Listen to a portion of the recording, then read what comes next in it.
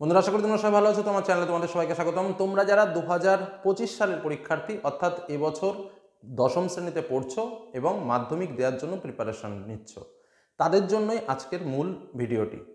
আজকের মূল ভিডিওতে আমাদের তিনটে জিনিস নিয়ে আমরা আলোচনা করব।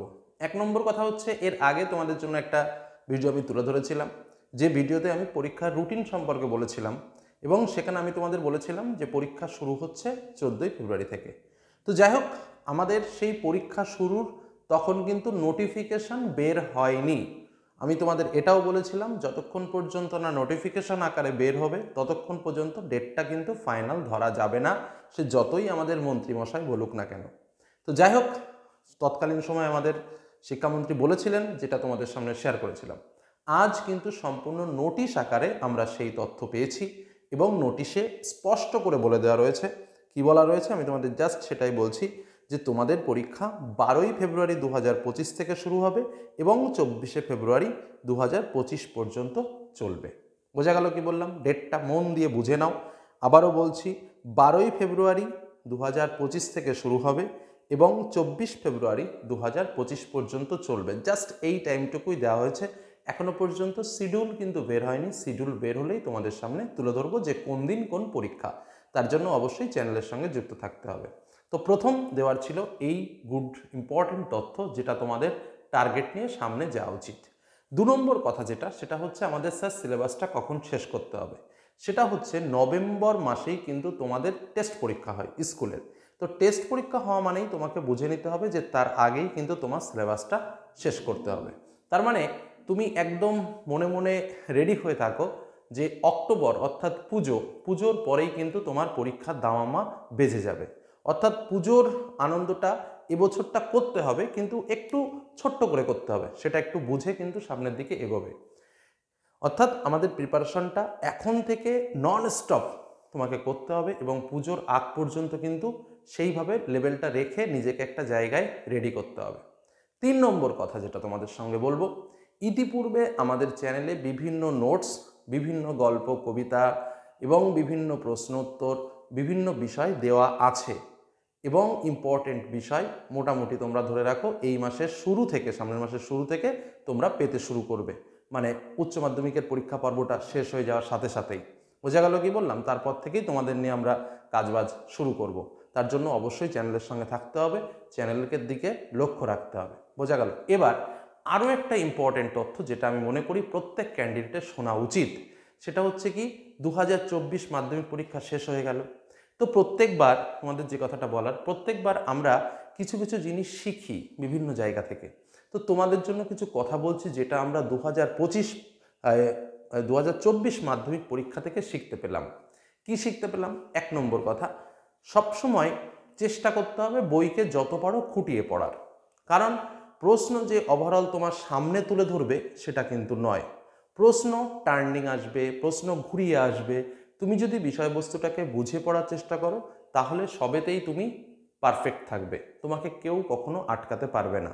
যার জন্য মুখস্থ বিদ্যা নয়, নোট বিদ্যা নয়, বারবার একটাই অস্ত্র, যার যে বই থাকুক না কেন রিডিং পড়ো, যার যে পাঠ্য বই আছে না কেন সেটা রিডিং পড়ো।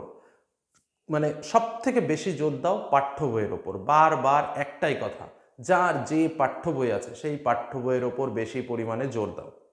2 নম্বর কথা যেটা বলবো, আমরা অনেক সময় পড়ার সময় আমরা বলি না, শুধু আমরা না, টিচাররা, তারপরে ধরো টিউশন টিচাররা দেখবে একটা বিষয় ফলো করায় বা একটা কথা বলবেন যে এই প্রশ্নটা মাধ্যমিকে এসে গেছে, সামনের বছর এই পার্টটা অতটা ইম্পর্টেন্ট নয়।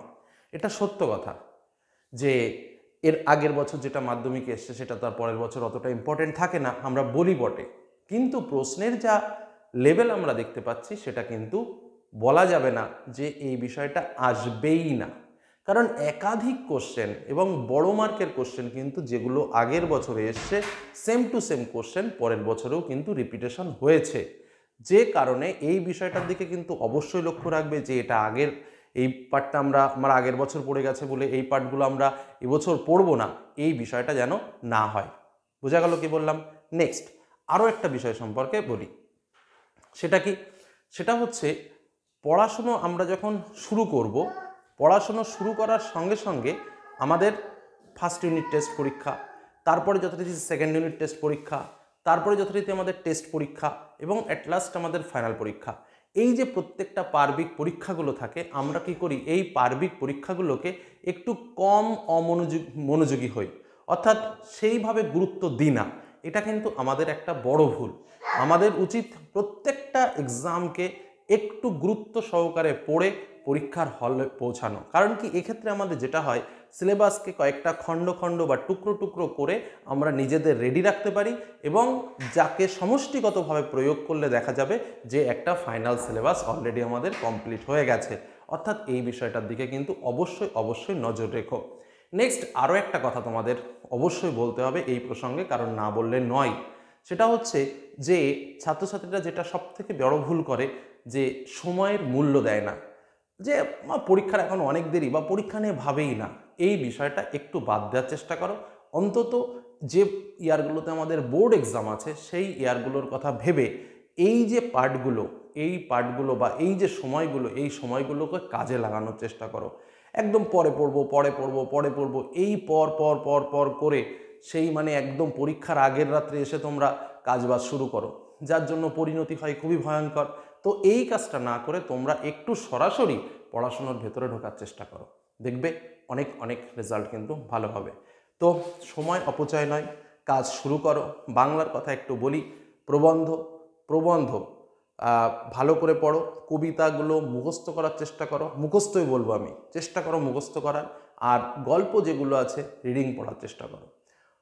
তারপরে ভূগোলের ক্ষেত্রে সুন্দরভাবে প্রত্যেকটা বিষয়কে বুঝে পড়ার চেষ্টা করো। ইংলিশে রাইটিং এবং গ্রামার পার্ট আলাদা নজর দাও।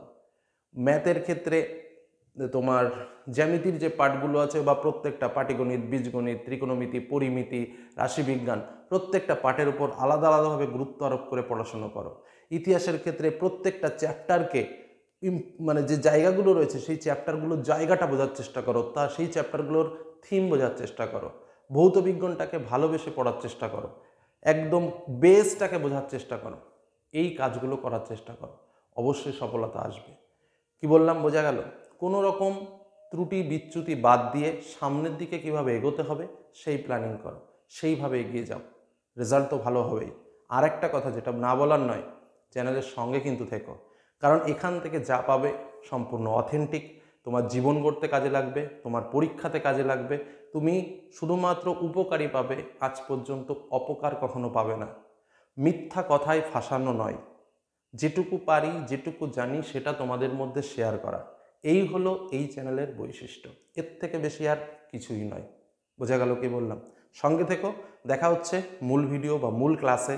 আমাদের ক্লাস শুরু হচ্ছে সামনের মাসের, অর্থাৎ পরীক্ষা শেষ হওয়ার পর থেকেই। সঙ্গে থেকো, ধন্যবাদ।